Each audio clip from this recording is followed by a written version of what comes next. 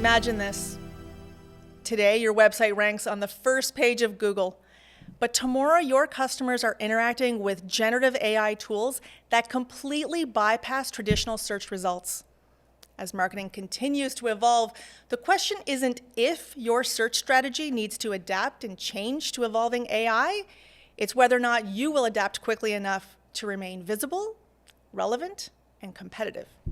Welcome to Humanology on Air. If you have joined us previously, you know that AI is a topic that comes up very frequently with marketers, and in the world of paid search and SEO, this is no exception. We're very excited to dive in. So let's talk about the seismic changes that are shaking up search. I'm Terri Cameron, the Director of Media Strategy at Jan Kelly, and we are talking about the swift adoption of generative AI as it pertains to marketing, and more specifically, its impacts on search. Joining me are a couple of industry leaders, Chelsea Craig and Travis McDougall. Thanks for joining us. Why don't you each take a moment to introduce yourselves? Sure, thanks, Terri. So I'm Travis McDougall, Senior Director of Digital Performance at Jan Kelly. I help with marketing strategy across client teams at the agency. I specialize with enterprise brands and have worked with clients such as Apple, Air Canada, iTunes, FedEx, and most recently, Mitsubishi. And I'm Chelsea Craig, Senior Director of Digital Strategy and AI, and I'm all about finding interesting ways to use tools and technology to solve our clients' problems. So I'm happy to be here to talk about AI today because obviously that is a huge topic. All right, so let's jump right in, and we're going to start with why. Why is this so topical right now?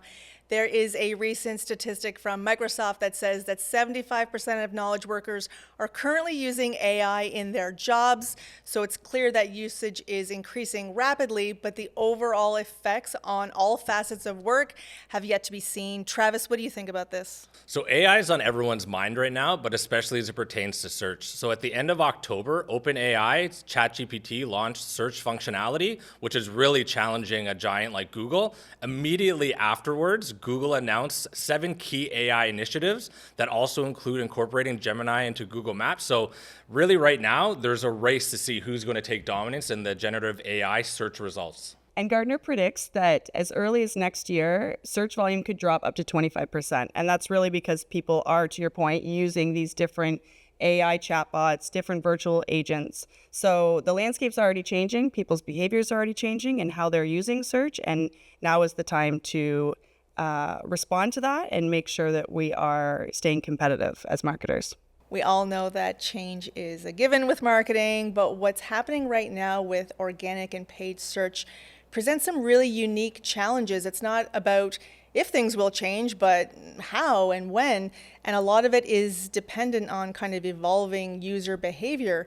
So what are some of the challenges that we see happening today and that we are foreseeing in the future as a result of generative AI and search generative experiences? Chelsea?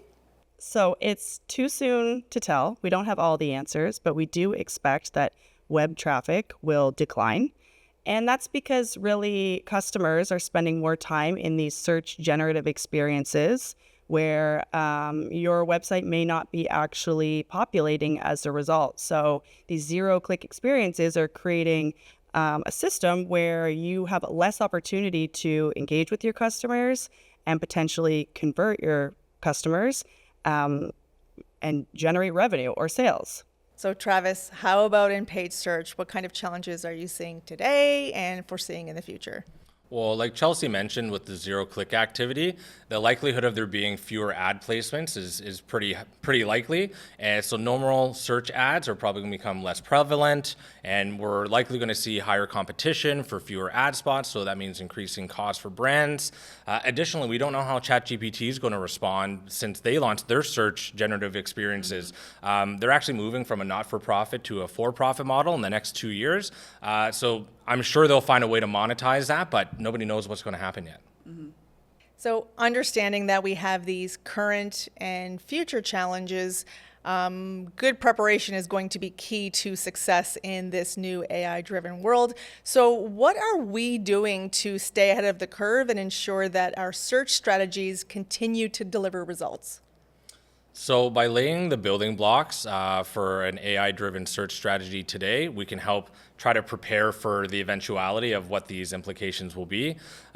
So there's 4 building blocks that we suggest that you should start with. The first is leaning into AI-driven ad formats. So a really good example of this is Performance Max campaigns. So Google mentioned at their conference earlier this year, Google Marketing Live, that this campaign format specifically is very well suited for search generative experiences. So advertisers and brands should be testing these formats and really seeing how it's going to apply to make sure as these ad placements start rolling out into these experiences more, you're future ready for it and you're not going to notice a noticeable dip in performance when that happens.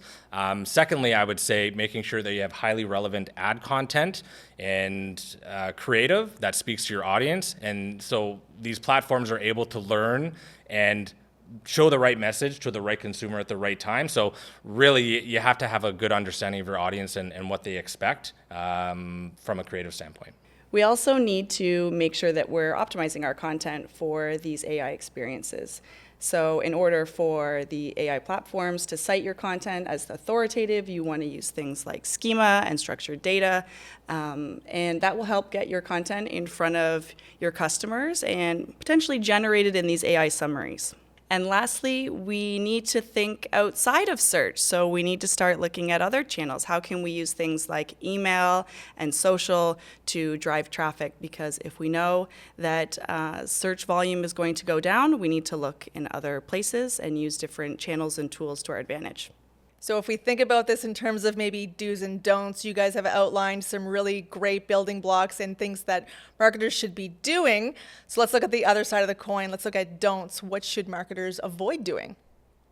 Well, don't overlook these AI-driven search trends. AI is changing the way we market to our customers pretty quickly, and it's not going anywhere. So if you don't adapt how you're doing things, you're going to fall behind. And then also, don't solely rely on search. I mentioned that. That's going to limit your reach. You need to start thinking about different channels and tactics that you can use to reach your customers. And from my perspective, avoid getting stuck using outdated ad formats. All of these platforms and channels have AI-driven campaigns or tactics or even settings that you can be trying out within your campaigns, which brings me to my next point. Make sure that you're testing. So if you're unsure of how these AI tools or tactics are going to work, make sure you're testing them. Give them a little bit of budget, run it head to head with your other campaigns. And you actually might be pleasantly surprised to see some of these newer ad formats are actually working better than your traditional search campaigns. So I can imagine that people's enthusiasm for generative AI has resulted in some missteps along the way. Chelsea, what are some of the risks of relying too heavily on AI for SEO strategies? Do you have any specific client examples?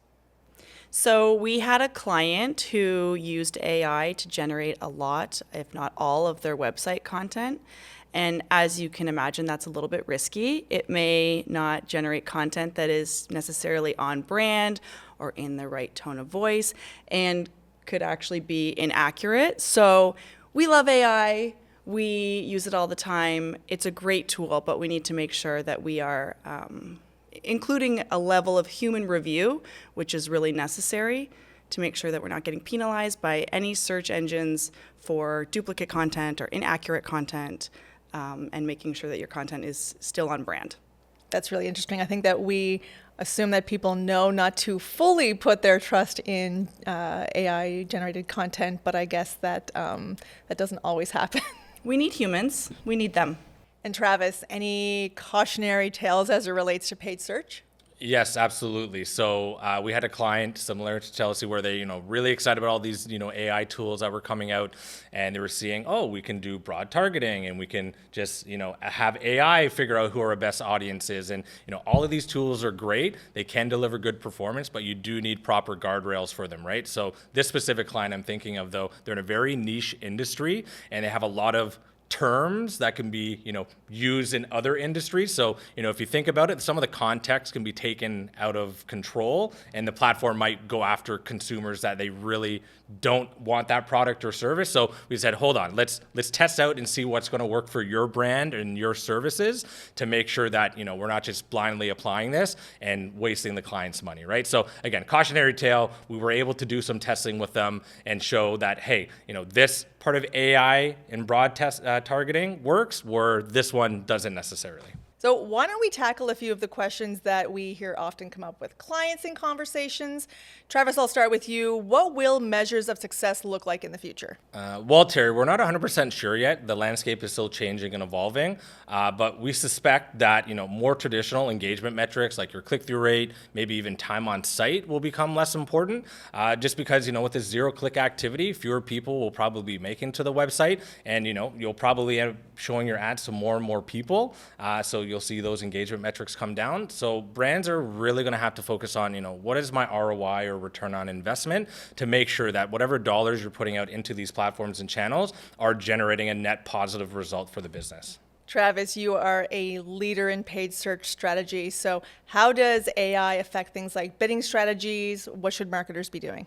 So that's a great question, Terri, because it's actually a bit of a build on my previous response. So advertisers should really be looking at outcome-based bidding.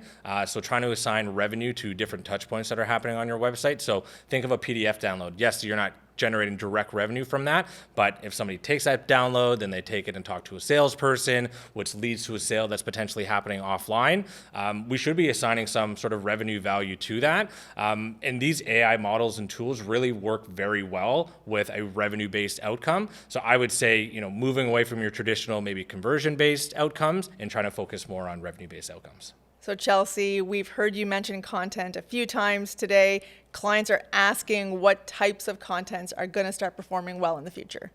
So we already know that AI tends to favor content that is clear, concise, and factual, conversational. So if you think about the way that people are interacting with AI-powered tools, they're communicating in very different ways. So you need to make sure your content's conversational. Long-form content, still has its place, but we need to make sure that we are breaking that content down into digestible sections using headings, subheadings, bulleted lists, different multimedia elements that will hopefully increase the chances that these AI tools are using your content in summaries. So Chelsea, while we are on the topic of content, will the importance of content freshness change in the future? No, it will continue to be important. Content freshness refers to how up to date and relevant your content is. So that's what these AI tools want to see. You'll want to update your content with new insights as you have them. If you have new research or new facts that you would like to add to your content, that will increase the opportunity for these tools to potentially include your content in summaries. So keep on top of it, do regular audits of your content, and make sure that if there are opportunities to update it, that you do that. So thank you both for this great, insightful conversation about generative AI as it relates to search. One thing is clear as we close out, AI is revolutionizing search, and while no one has all the answers right now, the important thing is that you need to take action. To get more insights on the latest trends in marketing, check out our other Humanology On Air episodes available at jankelly.com. And if you have questions about what we discussed today, feel free to reach out to Travis or Chelsea directly on our website or through LinkedIn. Thanks so much. Thank you. Thanks for having us, Terri. Thanks for joining us. This is Humanology On Air.